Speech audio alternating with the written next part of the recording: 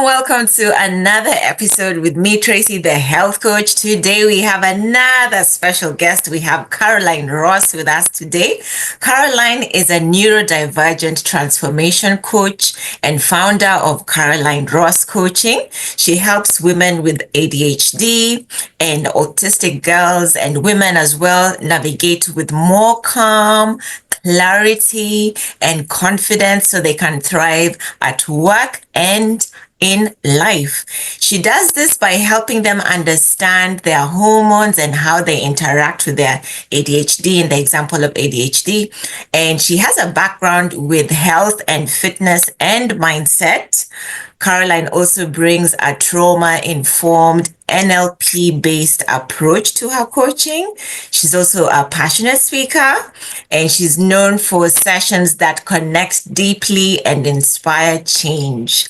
Outside of coaching, she loves swimming in cold water, actually, and she loves spending time with her family, playing Nordic board games. And one of her favorite sayings is, "The grass is always greener where you water it." So welcome, Caroline. That's such a lovely introduction. Thank you so much. That sounded good. Thank you. Oh, you're so welcome. You're so welcome. So before we begin our conversation, we like to begin with a little icebreaker. So if you were to have breakfast, lunch, and dinner with anyone of your choice, who would it be and why? Oh, it's a tough call between Barack Obama and Oprah Winfrey. Oh, yeah? Maybe I lean more towards Oprah. Okay. I just fell in love with when she did, it's called the Super Soul Sunday. She did some sessions with Eckhart Tolle, and I love a couple of his books. Mm-hmm. And I think there's a depth and warmth to her that I find just really inspiring. So would you have her for breakfast or for lunch or for dinner? Probably dinner, because I like to eat my breakfast by myself because I really need the food quickly. This has got to do with my ADHD. Yeah. Not quickly, but I need it first thing in the morning before I talk to anyone. So let's go for dinner. Dinner, yeah. Anyone for lunch would you have? I'll have Barack Obama. Barack for lunch, yeah. Love to hear his take on current world affairs, and I think he's got a lot of wisdom. He's got a good heart, and I'd love to hear his take on everything that's going on in the world. Exactly, especially at this time with everything that's going on in America. Yes, I hear you. Yeah. I hear you. So what inspired you to support neurodivergent women? Well, I was looking into neurodivergence for my oldest daughter. Initially, when she was younger, I thought she was autistic, and then I leaned more towards ADHD. And then when we got her formally diagnosed, she has both. So she's what we call ADHD. So she has inattentive ADHD and she's autistic. She leans more towards the autistic traits, that they seem to be a bit more dominant. But as I was looking into ADHD, I remember reading about it going, but this is me. Everything here, I tick every single box. I think I'm such a clear case of ADHD. I couldn't believe no one had ever told me. Yeah. And then when I sort of started reading more about it, and then I realized how difficult it can be with a late diagnosis, and also how difficult midlife can be. I'm midlife myself, and the more I read about hormones and health in general, I was like, oh my God, these women really need help. Everyone needs a health coach, but actually these women probably need it more so than ever. And we can dive into some of the reasons for that, why some healthier habits are even harder when you have ADHD or when you're autistic. Mm-hmm. And then I just realized, well, I'm going to combine all my knowledge. I was already an NLP, neuro-linguistic programming kind of practitioner, but I just wanted to combine mindset with health, fitness, and my understanding of neurodivergence. And that's how kind of my coaching business sort of evolved, I guess, or took shape. Yeah, excellent. And with your variety of skills, how do you get to help women?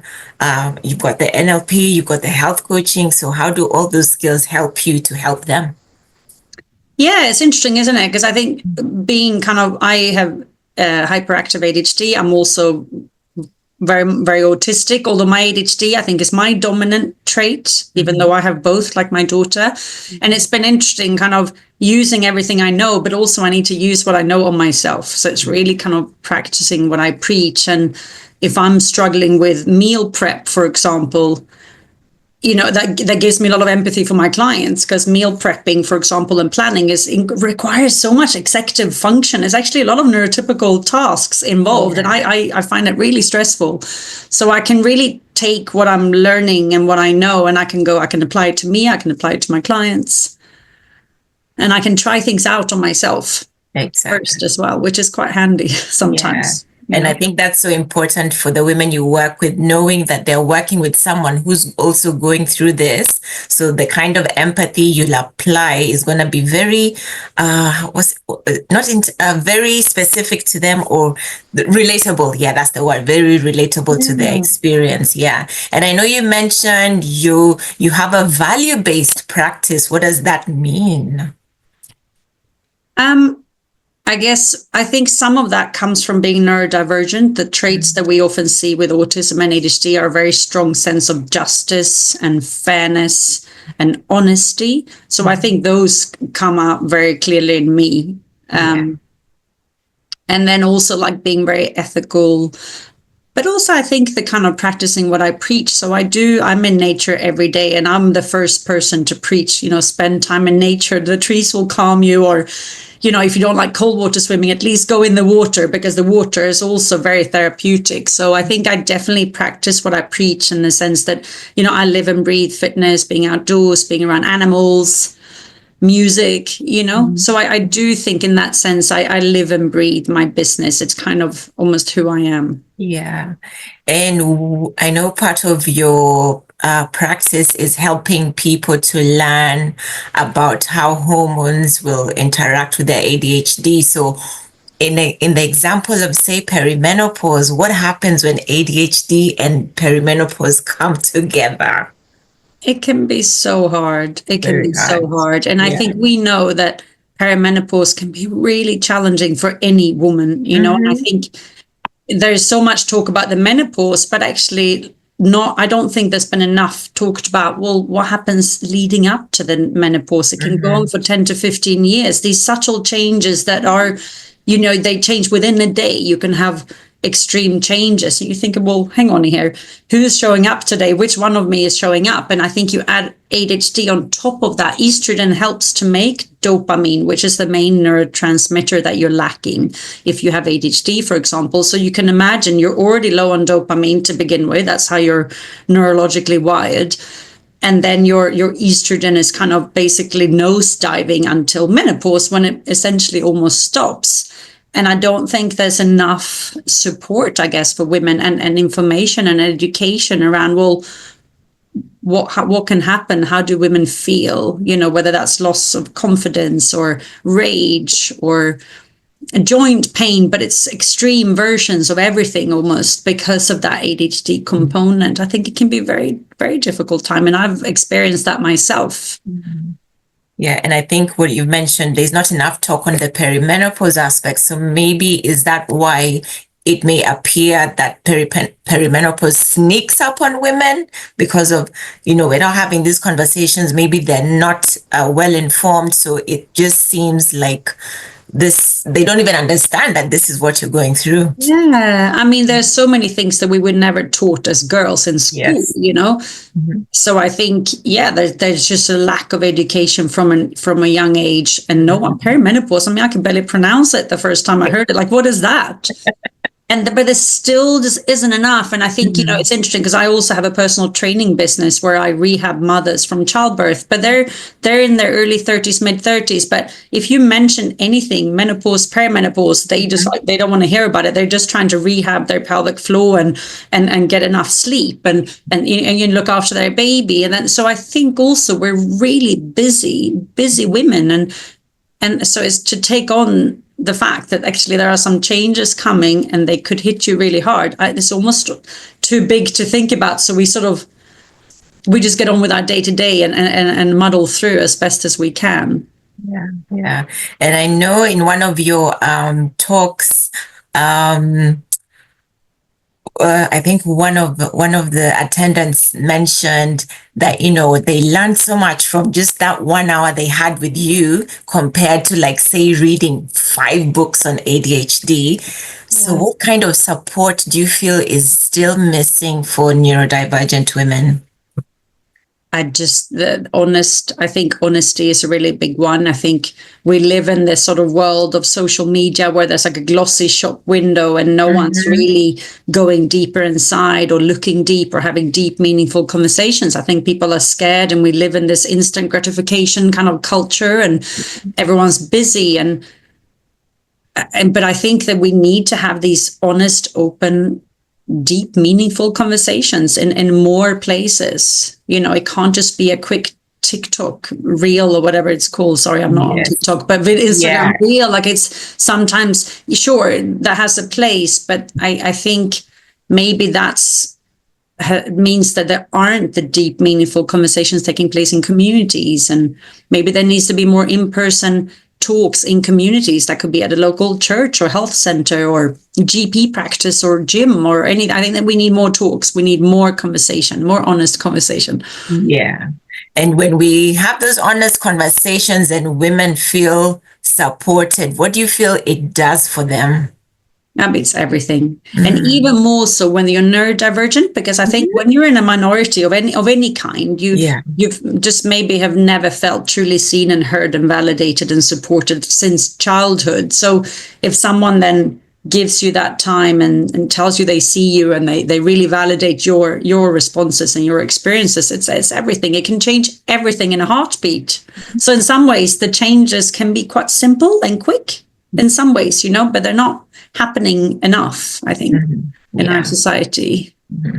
And so what would make it a more smoother ride for these women, especially in the time when they're going through perimenopause?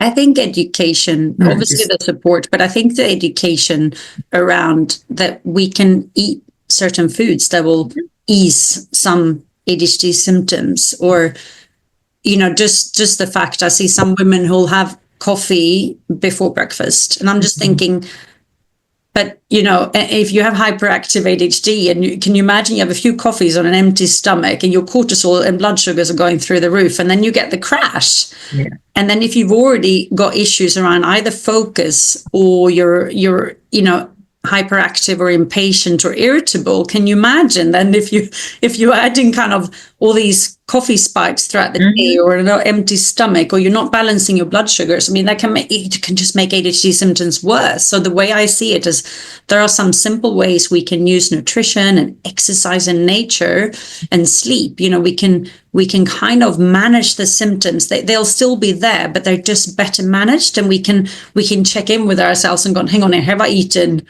Have I slept? Have I moved today? Have I been outside today?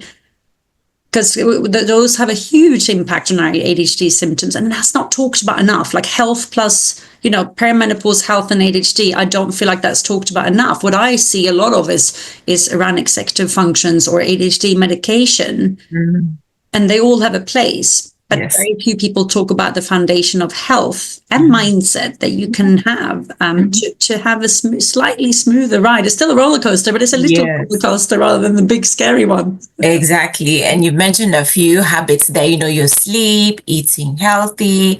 So what are some other ADHD friendly habits that people can continue to use? I know you mentioned an article where you mentioned even AI can be such a valuable tool.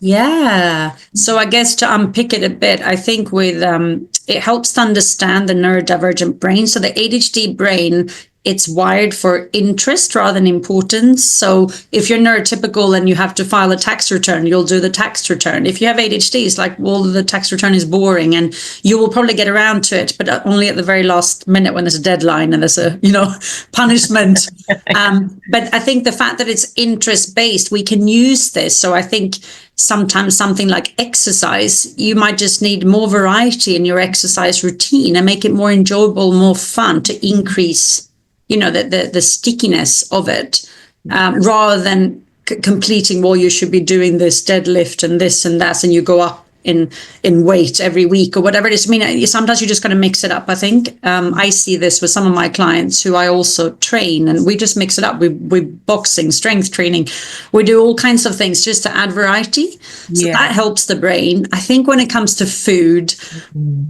I mean, I swear by frozen veg, because if you have ADHD, if you buy fresh veg, you forget that you bought them. They're at the bottom of your drawer in the fridge, and then they go off, and then you feel guilty because you didn't eat them. So I'm like, well, buy frozen veg. I do that. A lot of people think, well, they're not sexy enough. It's like, well, I don't care, but they suit me with my ADHD because they're in the freezer. They're always there. Yeah.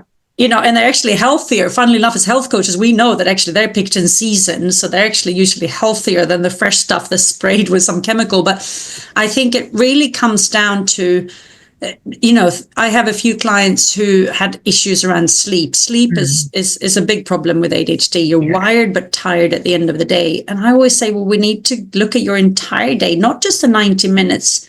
Everyone talks about sleep hygiene. That's important. But actually, we need to look at your whole day. At what time do you have coffee? When do you drink coffee? What are you eating? Are you getting enough downtime in between meetings? Or are you back to back? So your nervous system is just wired. And then you just can't come down. So, with my clients, we talk a lot about look at your whole day, look at your whole week. Are you getting enough downtime for your nervous system so that it's safe to fall asleep? Are you getting enough time in nature? Are you moving enough? Can you journal to get the thoughts, these racing thoughts out of your head onto paper? So I tend to look at very holistically for a day, for a week, a month. And we look at, okay, this is a really busy week. How can we calm you in the days leading up to it so you can manage without burning out? Because that's the danger, right? Crashing and burning out at the end, which is common. Again, very common. Very common. And so it's a picture of not just doing one aspect like the exercise or the sleep. It's a variety of things and looking at your whole day, your whole week, your whole month. So then what's the disadvantage for someone who believes I'm taking the medicine, that's enough. I can do anything. I can sleep whenever, I can eat whenever. What's advantage of just relying on the medicines? And I think this is I was talking to another pharmacist, a fellow pharmacist of mine, when it comes to type 2 diabetes, and it's the same thing. Okay, I'm taking the medicine and now I can do anything. Anything. And I think there is a real sense around that, right? That I can keep doing with my lifestyle or my bad lifestyle habits. But we know this, right? Even with things like Ozempic, we know that unless you make the lifestyle changes, it won't have as positive an effect. And I think it's the same with ADHD. ADHD medication just brings you up to a level playing field where you have a bit more dopamine, and then you can go, right, what changes can I now make now that I feel a bit better? Let's see where I can fit in exercise. What kind of exercise do I want? Do I want to do it with a friend? I think that the medication just brings you up, and then you still have to make all these other changes that all of us have to make, right? In midlife in particular, if we want to have, if we want to age well and have quality of life for as long as we can. Exactly, But I mean, there was a ADHD medication shortage. Is that a year ago? I'm not great. Yes. Not great. But there was a huge panic. I was reading all these posts thinking, that's terrible. If you have one tool in your toolbox and that's an ADHD pill, and I'm like, you need to have 30 tools. Yes. Some days you need more, some you need less. But if there's a medication shortage, it can't be that you can't go to work or your whole world falls apart. I am not against medication at all, but it has to be, I think, in conjunction with more holistic practices. Yeah, exactly. That's what we're saying. No one should think we're saying, no, abandon your medicine. No, not at all. Not at all. With the medicine, you still need to take care of yourself. You're sleeping, you're eating. So, Caroline, for you, what are some of your, what shall I say, quick tips on increasing focus and energy for women with ADHD? I mean, I think your food makes a difference. So really eating a lot of protein with every meal to balance your blood sugars and getting enough of your omega-3. So important for your brain, even more so when you have ADHD. So I think just eating, your salmon, getting your olive oil, your flaxseed and your walnuts and your avocado. I think all of that, the food is so important. So I always make sure, protein and healthy fat and fiber with every meal 3 times a day. That's for me, that's like my baseline for my ADHD. Then I do drink coffee, but caffeine helps to generate dopamine. That's why a lot of people with ADHD are addicted to coffee.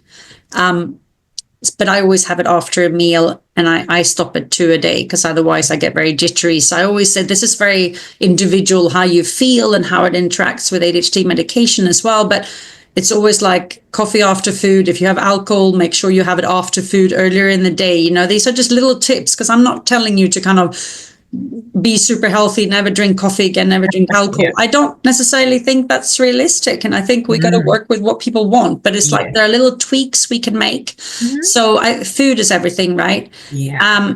I exercise every single day without fail, and I appreciate this is not for everyone, but I think sometimes even just if you're unfocused, stand up and do 5 minutes of exercise in your living room or in your bedroom. Just 5 minutes, change the energy.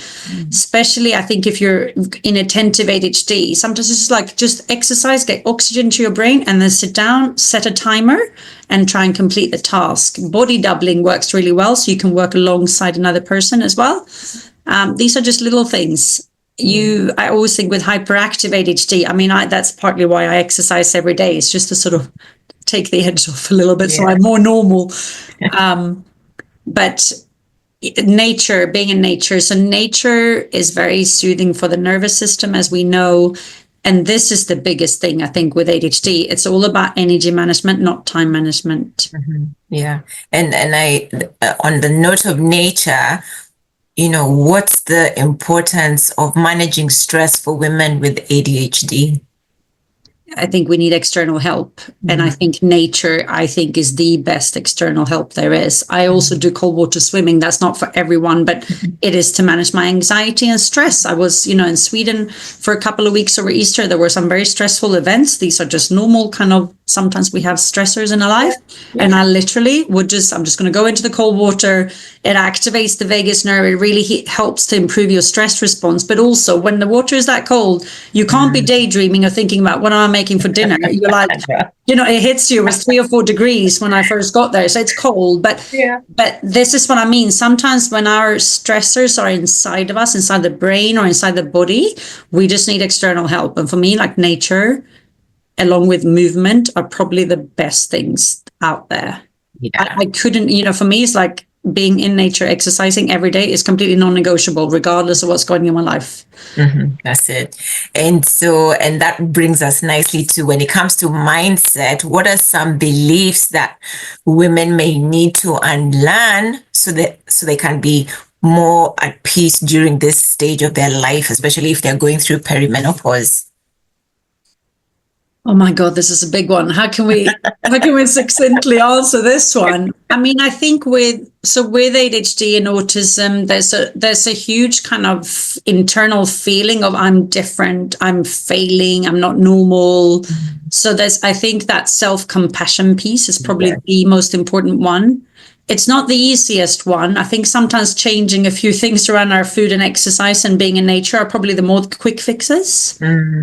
But I think self-compassion, the way like talking to yourself, the way you would talk to your close friend, I think that's probably one of the biggest things we can do, because you're almost parenting your inner child, that little inner child that just feels like I was never good enough. I was told I was lazy or stupid, or in my case, I was just told that I was too much and too sensitive and always too much of something, right? And you're like, well, compared to what? Like what is the standard that you're holding me against? But when you're little and you hear all these comments, I mean, there have been studies that have shown the neurodivergent kids hear 20,000 more negative comments by the time they're 12 compared to their neurotypical counterparts. So I think a lot of it is actually undoing some of this sort of the things we've heard, and that so the self-compassion and journaling and what's coming up, I think, is important. Reading books about this and understanding there are other people out there like you, and you're not, there's no deficit, you're just different. But some of the medical terminology doesn't help, like just the way we say that there's a deficit and there's a disorder. It's like, well, I don't think of myself as having a deficit or a disorder. I know I'm a bit different. My brain works differently. I process information differently. I sense things more acutely. But I don't necessarily always think that's a bad thing, you know. I mean, I've sometimes said to people, maybe you're too insensitive. I've said to someone who's called me too sensitive. So, you know, who's right, who's wrong, right? But yeah, I think the self-compassion piece is huge. And I do think a lot of the time neurodivergent women will need therapy, maybe in perimenopause and menopause, to kind of to deal with some of this, the heavy load that is there. So we can look ahead with coaching and mindset and health. But I think we also need to look a little bit back in time and have some sort of support. Yeah. And in terms of comes up. Yeah. And in terms of transformational coaching or health coaching, how does that support women? Because some people still are not so clear what health coaching or transformation coaching is. So they're just wondering, how would that help me? Yeah, I mean, I think it's hard. And I think this is maybe part of our job, right, is to educate people. But I know that what my clients feel like when they come to me, they feel like it's really holistic. It goes deep. It takes all of them into account. And that makes for a very different experience to just having kind of, oh, I want to lose 6 kilos and can you help me get there in 6 weeks? You know, this is quite different, isn't it? We're working on so many different levels at the same time. Yeah. And that's maybe partly where the transformation comes in. And, but yeah, this is, you know, I maybe sometimes maybe not, don't always know how to kind of to sell health coaching, to sell transformation coaching. But I think we have to do it sometimes in the words of our clients who've experienced it and feel different, feel more accepted, feel amazing afterwards. And maybe they are the best place to you know, to show us and others what it's all about. Yeah. And speaking of that, can you think of maybe some of your clients or maybe one who their story really sticks out, a success story where, you know, at the beginning they were so overwhelmed, and then after a few sessions or by the end of the program, they're like, Caroline, I know some of them on your testimonials have been like, Caroline really transformed my life. So is there one success story that sticks to your mind? I mean, there are a few that come to mind, but it's interesting because one of them had ADHD, but also an autoimmune condition. And I think she made so many changes, but she was ready, you know, and I think she knew that if she wants to have a different outcome, she needs to do something differently. And I think this is hard for some people, right? They want to keep doing what they're doing, but they want a different result. And she was really willing to work hard on herself to change her eating habits and incorporate exercise. But I had to remind her every week how well she was doing, because that's the ADHD, that the brain is really wired for negativity. And she kept seeing what she hadn't done. So every week she made huge progress. I think we had 6 sessions together, or 8 sessions, sorry. And she was fairly young, early 30s, you know, a bit younger than my usual client. But with her, I had to really remind her every week, but look at your mindset, your eating habits, your joint pain has eased, and, you know, you're going to bed earlier, you're sleeping better. She made so many amazing changes in all areas of health and mindset, but she was almost her own worst kind of critic. Yeah. So that became really interesting. In some ways, she was one of my most challenging clients, because I had to draw from everything I know in every session, and I had to really boost her every time, pointing out what she'd done well. But she's still, I'm so happy with the changes, and she's maintained them since on her own, which can be hard because sometimes we need continuing and ongoing support, but that could be a friend, a sister, you know, there are other forms of support. Yeah. When the more intense form of coaching kind of comes to an end. Exactly, yeah. And in terms of work adjustments, what do you feel women with ADHD need at work to support them?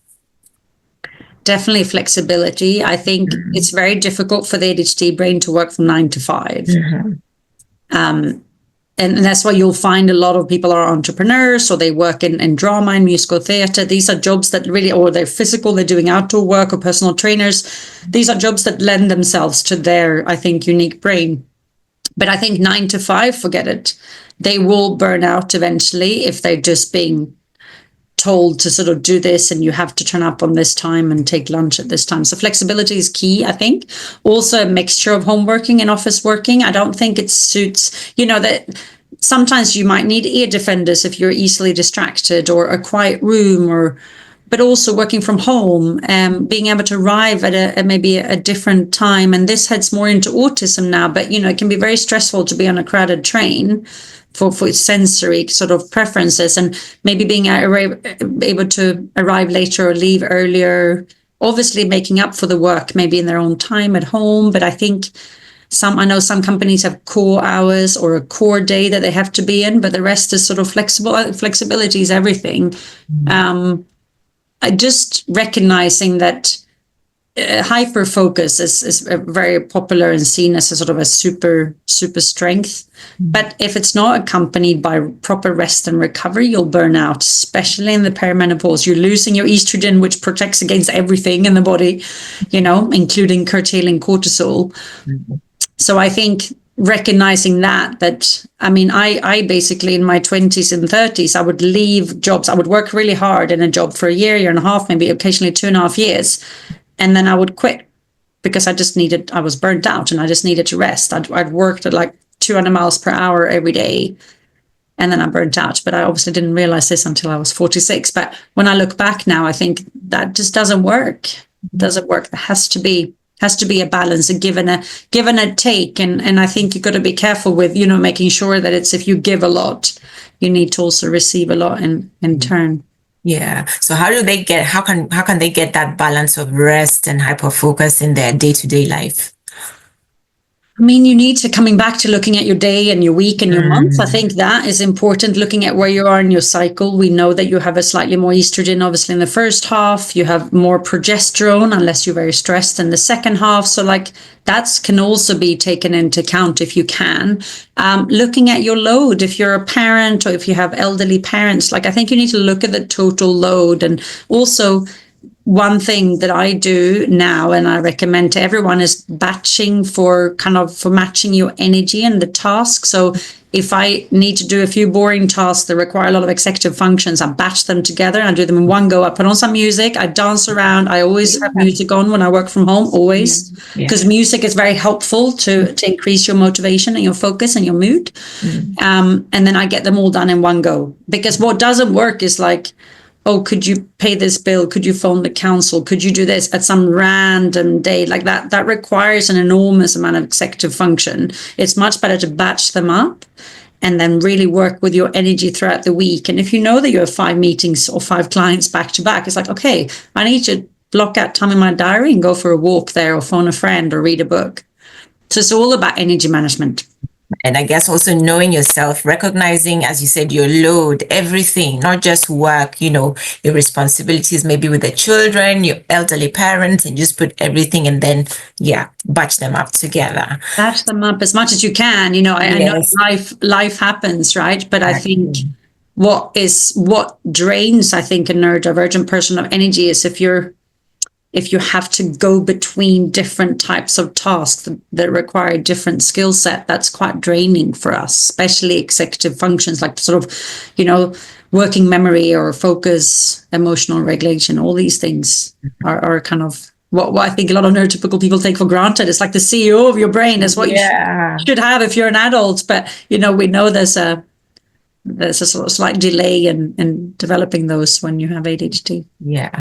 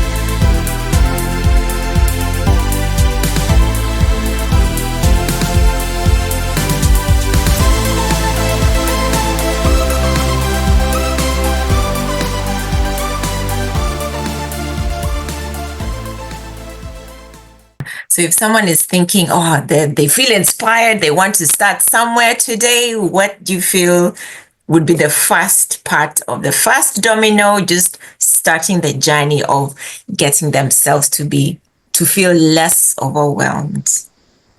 Go out in nature, go for a walk, grab your best friend, go for a walk and talk in nature. Don't meet up over, you can meet up over a coffee or a drink. But I just think if you're in the UK now, it's beautiful spring, make the most of this weather. It's probably easier to start a new habit in spring. So I say go for a walk and let nature just talk about it, and then let nature do its work. And then when you come back, you can go, right, what could I start? Could I go to bed a bit earlier today because I have a busy day ahead tomorrow? Or, could I go and buy some frozen veg? Or could I look into and maybe an outdoor fitness class over the summer just to meet some other people and have fun in the process? Because I know I have ADHD. I know I need a little bit of fun exercise. I don't do boring exercise. Yeah. But the other thing, I guess, that we haven't maybe talked about in the actual words is like real dopamine versus cheap dopamine. Mm-hmm. And I think the things I mentioned are like real dopamine, talking with a friend, being in nature, eating the right food, protein releases dopamine. That's like good quality dopamine. Then we have the cheap kind that our society loves. Scrolling on social media, video games, sugar, ultra processed food. This is all cheap dopamine, but it makes you feel really good potentially in the moment, but it doesn't last very long. And then you get the crash afterwards.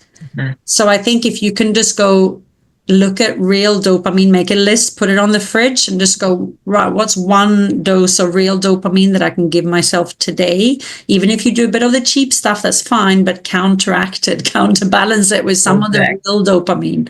Yeah, that was marvelous. And last question, for someone, you're a business owner, you're helping your clients, you have a successful business. So what's your encouragement for any woman who is feeling deep in their hearts, they want to start their own business, but they just feel limited because of their ADHD?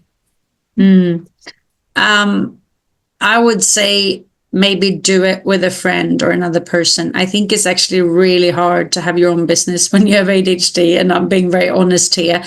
I manage it because I know I have ADHD and I do a lot of real dopamine to increase my dopamine levels. But I think if I had my time again, and I'm trying to partner with some people to sort of do this for myself, but I think maybe partner with another person. It's much easier than you get what we call body doubling. You get that kind of already you're working with another person.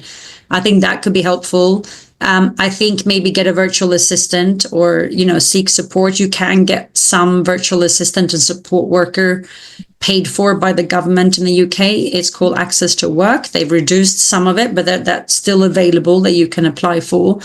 So I think having a bit of virtual assistant and then using AI as much as you can, just because you mentioned AI, I think there are some tasks. I mean, I remember I had to do something and I was like, oh my God, I don't want to do this. And I'm like, oh, let me ask ChatGPT, can you please break down how I do? I had to migrate from one platform to another. And it was just a lot of executive functions. I was like, I don't want to do this. I'll sit and play my guitar instead. I just asked ChatGPT and I said, listen, I have ADHD. This is my worst nightmare. It's a clunky platform. Can you please help me break it down?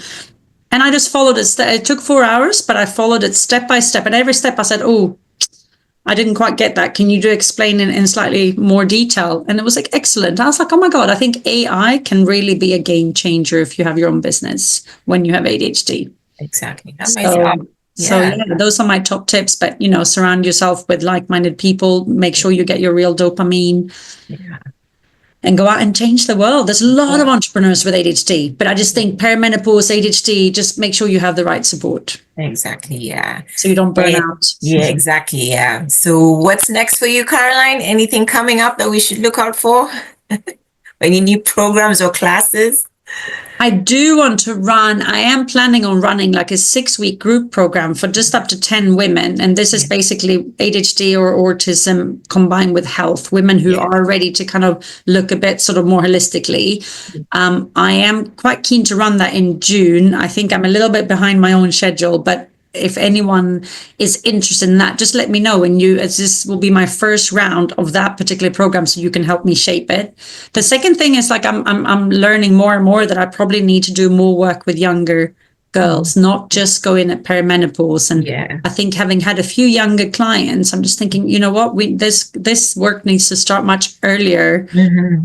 There's a saying, I think, with health coaches, like, why are we pulling people out of the river? We should stop them falling in the first place. So I think it really goes Exactly. for neurodivergence too. Let's support them when they're Before. 10 or 12 or 15. Like, let's not just support them at 50 when they're burnt out. Exactly. So that's what I'm really keen on doing. So yeah, amazing. And where can people find you? Because I know they'll be so keen, because this is such an area that, as you said, is not so much spoken about, not so much supported. So I'm sure there'll be a few people who may want to get in contact with you.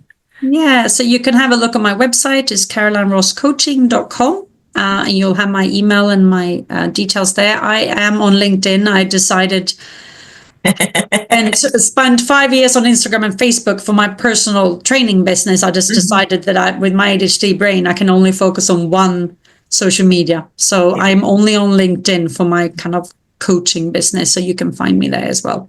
Excellent. And I'll put your details on the description, and our viewers can connect with Caroline. But Caroline, thank you so, so much. Thank you. This was so lovely. Thank you. Yeah, thank you so much. I'm sure we'll catch up again. To our viewers, connect with Carol, and just follow, learn yourself, learn your body, look at your day, look at your week, and just start even just with nature. Go with someone for a walk. It seems small, but it's very impactful. So thank you so much for watching. Don't forget to subscribe, and don't forget to share with someone else who you feel may benefit from this. And I'll see you on the next episode. Take care.